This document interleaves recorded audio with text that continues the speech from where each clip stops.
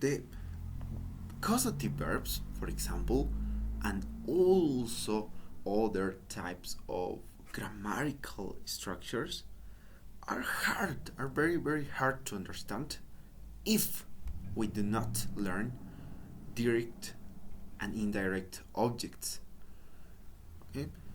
So for that reason, let's go into check what are the direct and the indirect objects. Okay?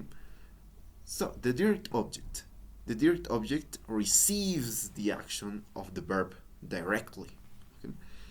Usually the answer to these questions, what or whom, okay, to what or whom after the verb. Let's check some examples to clarify this.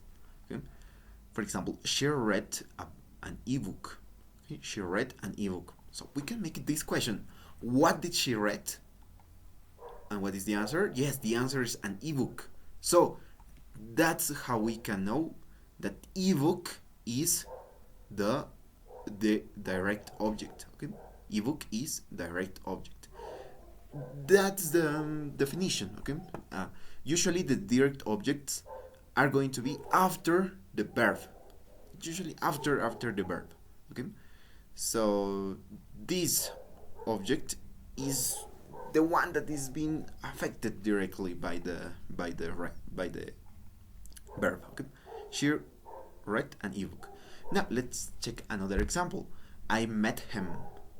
Oh, so who did I met or whom did I met? Okay, it would be better. The answer is him. So him is our direct object. Okay, and you can see that him is after the verb. So we know that is direct object. Alright, now let's see the other ones. We can say the brother of the direct object, the indirect object. Okay? The indirect object receives the action of the verb indirectly, and usually comes before the direct object. Okay, so the indirect object is going to make a space between the verb and the direct object. Some usually, okay. For example, they usually answer to these questions: to whom or for whom, okay, the action is done. For example, she gave him a gift. Okay, what is the thing? What is the object that is being affected directly by gave? Is gift. Okay, and him is the recipient. That's another way to understand. Okay? Indirect objects are the recipient of something, are the recipient of the direct objects. Okay, and that's also very important in a sentence. Okay, a sentence that doesn't have a direct object, it will not have an indirect object neither. Okay, but a sentence that has a direct object might or might not have an indirect object. Okay, that's why in this exam, in these other sentences, she read an ebook, we do not have indirect objects. Okay, now let's see the examples. She gave him a gift. So who is the recipient of the gift? Oh, is him. Okay, so to whom did she give a gift? Oh, him, right? Because he's the recipient. Okay, so he is a recipient, and the gift is the direct object. Okay. Now let's see another. They sent their friends invitations. Okay. Now we can make this question: for whom did they send invitations?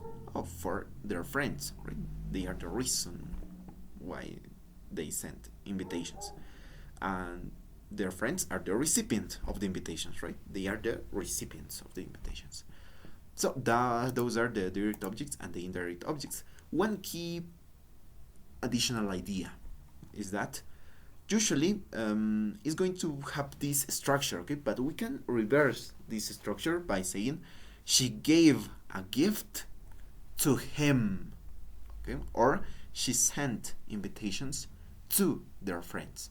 That's another way to to change the structure with the word to, and that way we can change this.